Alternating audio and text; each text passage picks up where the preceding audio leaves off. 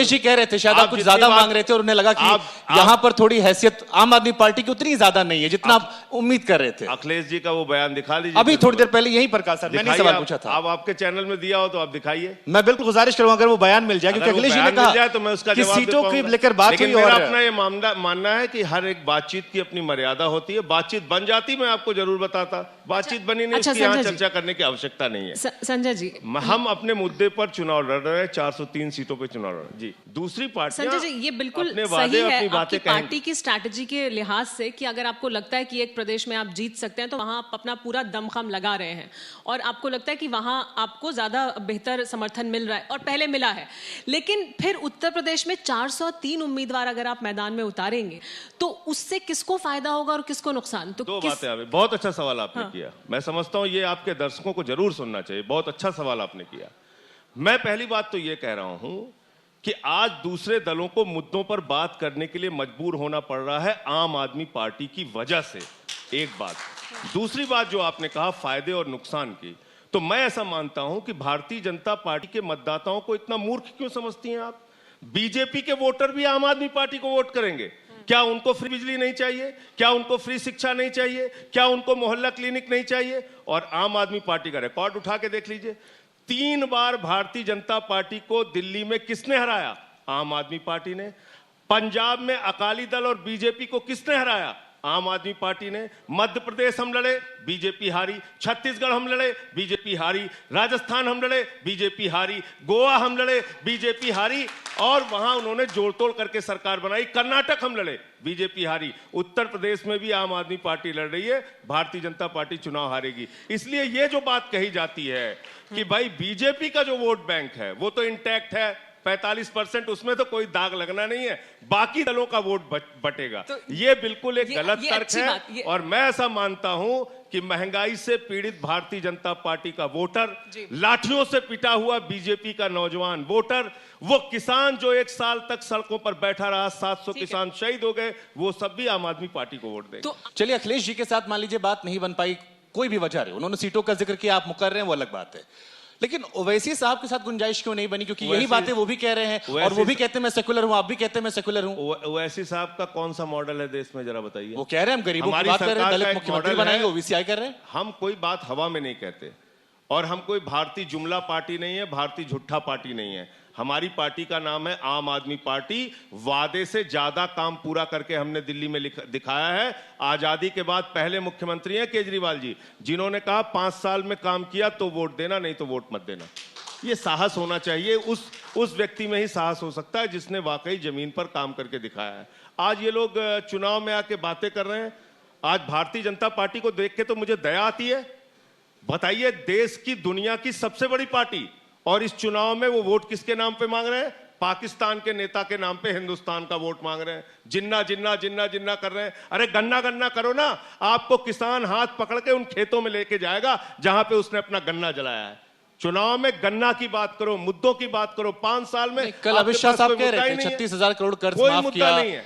पहले चीनी मिलें बंद हो रही थी। आप चुनाव में हमें बता रहे हैं कि पाकिस्तान हमारा दुश्मन देश है। अरे ये तो हमें 75 साल से पता है पाकिस्तान हमारा दुश्मन देश है। आदित्यनाथ जी को आज पता चला, अभी 2022 में। हमको पता है 75 साल से पाकिस्तान हमारा दुश्मन देश है। लेकिन उस दुश्मन देश के प्रधानमंत्री के बर्थडे का केक बिना बुलाए काटने कौन गया? नरेंद्र मोदी जी गए। क्यों गए? नहीं तो क्या राष्ट्रवाद मुद्दा नहीं हो सकता? एक चीज, दूसरी बात मैं कह रहा हूं, आप मुझे, राष्ट्रवाद बिल्कुल मुद्दा होना चाहिए। तो यही बात वो कहते हैं कि राष्ट्रवाद का मसला देखिए 100% मुद्दा होना चाहिए। लेकिन भारतीय जनता पार्टी और मोदी जी को माफी मांगना चाहिए। पठानकोट में आईएसआई को बुला के हमारे जवानों की शहादत को अपमानित किया इन लोगों ने। माफी मांगी है देश से। वो तो कहते हैं हमने घर में घुस के बदला लिया सर। पाकिस्तान के खुफिया एजेंसी आईएसआई को बुला के आप हमारे जवानों की शहादत की जांच कराएंगे आप पठानकोट में। फिर आप कहेंगे कि पाकिस्तान हमारा दुश्मन देश है। कौन सुनेगा आपकी बात? हम लोग मानते हैं 75 साल से पाकिस्तान हमारा दुश्मन देश है और वहां के प्रधानमंत्री के बर्थडे का केक बगैर बुलाए काटने जाते हैं मोदी जी। उनको माफी मांगना चाहिए पूरे संजय जी।